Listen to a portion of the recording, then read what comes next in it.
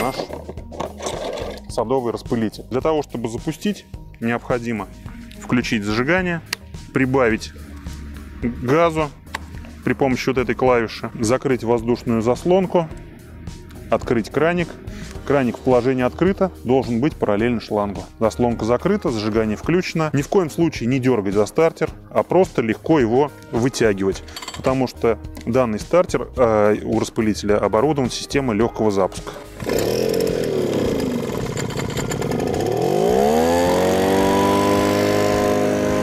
Для того, чтобы начать распылять удобрения сухие, необходимо открыть вот эту заглушку, заслонку.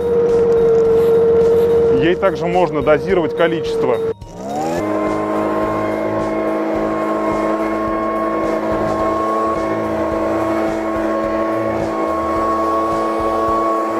Дальность выброса струи составляет порядка 15 метров.